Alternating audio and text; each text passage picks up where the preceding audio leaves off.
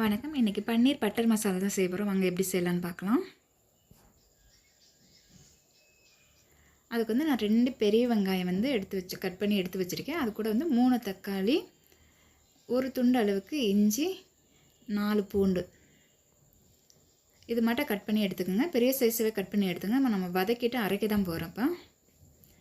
இப்போ கடாய் வச்சுக்கலாம். கடாய் சூடானது எண்ணெய் சேர்த்துக்கலாம். எண்ணெய் சூடாகட்டும். எண்ணெய் சூடானது இது கூட 10 முந்திரி பருப்பு, கூடவே 2 காஷ்மீர் மிளகாய், இது கலருக்காண்டி சேர்த்துருக்கேன்.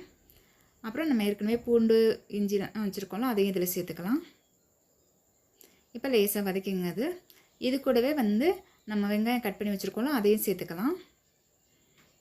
வெங்காயம் நல்லா வதங்கட்டும். இப்போ நமக்கு நல்லா வெங்காயம் வதங்கிடுச்சு. இப்போ நம்ம தக்காளி சேர்த்துக்கலாம். இப்போ தக்காளி கூட கொஞ்சமாக உப்பு சேர்த்துக்கலாம். அப்போ நமக்கு தக்காளி வேகமாக வதங்கிடும். இப்போ நல்லா வதக்கி விடுங்க. நல்லா தக்காளி வதங்கட்டும். இப்போ நமக்கு நல்லா தக்காளி வதங்கிடுச்சு. இப்போ இதை ஒரு பிளேட்டில் மாற்றி நல்லா ஆற வச்சிடலாம்.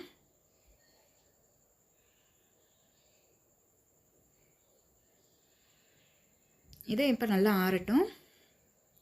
இப்போ நான் 200 கிராம் பன்னீர் கட் பண்ணி எடுத்து வச்சுருக்கேன், இந்த சின்ன சின்ன க்யூப்ஸாக. இப்போ நம்ம ஏற்கனவே ஆற வச்சது நல்லா ஆறிடுச்சு. நல்லா ஆறின பிறகு அரைக்கணும். இப்போ அரைச்சி எடுத்துக்கலாம். நம்ம மிக்சியில் போட்டு அரைச்சி எடுத்துக்கலாம். இப்போ அரைச்சாச்சு. இந்த பேஸ்ட் ரெடியாக இருக்கட்டும். இப்போ நம்ம ஏற்கனவே தக்காளி வெங்காயம் வதக்கணும். அதே கடாயில் கொஞ்சமாக ஆயில் சேர்த்துக்கலாம். ஆயில் நல்லா சூடானதும் 3 ஏலக்காய், 3 லவங்கம், கொஞ்சமாக பட்டை, இது கூட ஒரு பிரிஞ்சி இலை, இது நல்லா பொரியட்டும். நமக்கு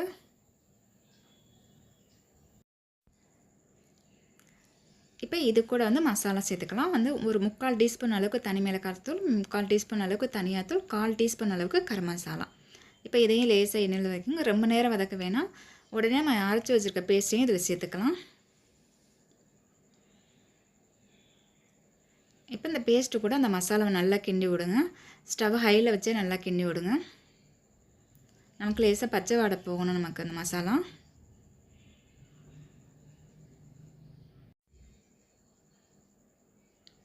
இப்போ நல்லா கொதி வந்தது. இது கூட நம்ம மிக்ஸி சாரை கழுவிட்டு கொஞ்சம் தண்ணி சேர்த்துக்கலாம்.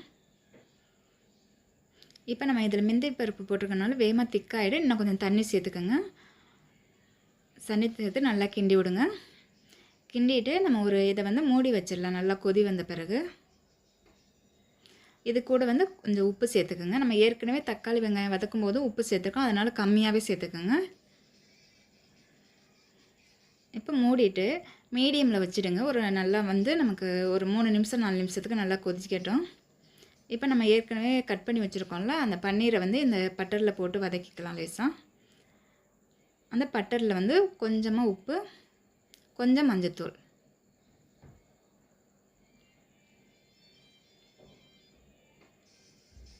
இதை லேசாக கரண்டி வச்சு கிண்டி விடுங்க. இப்போ எல்லாம் மிக்ஸ் ஆகிடுச்சு. உப்பு மஞ்சள் எல்லாம். இப்போ இது கூட நம்ம பன்னீர் சேர்த்துக்கலாம். இப்போ பன்னீரை 2 நிமிஷம் மீடியமில் வச்சு நல்லா இது பண்ணிக்கோங்க. இதில் ப்ரே பண்ணிக்கோங்க.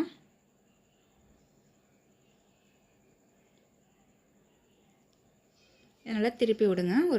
ஒரு சைடு இது பண்ண பிறகு இப்போ நமக்கு நல்லா 2 நிமிஷம் ஆகிடுச்சு. நல்லா இதாகிடுச்சு. இப்போ இது நமக்கு அதில் சேர்த்துடலாம். அந்த கிரேவியில் நமக்கு இப்போ நல்லா கிரேவி ரெடி ஆகிடுச்சு. நல்லா வத்திடுச்சு. இப்போ இதில் 1 ஸ்பூன் அளவுக்கு சர்க்கரை சேர்த்துக்கலாம். இப்போ கரண்டி வச்சு நல்லா கிண்டி விடுங்க. சர்க்கரை கரையட்டும்.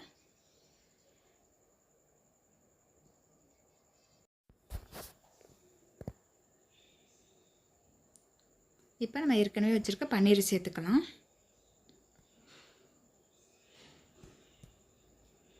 இப்போ பன்னீர் லேசாக நல்லா கிண்டி விடுங்க. கிண்டிட்டு அப்படியே மூடி வச்சிடலாம். ஒரு 2 நிமிஷம் நமக்கு மூடி வச்சா போதும்.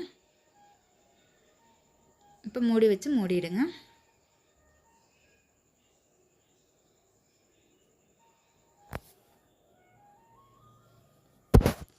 இப்போ 2 நிமிஷம் ஆகிடுச்சு. இப்போ கடைசியாக கொஞ்சம் பட்டர் சேர்த்துக்கலாம்.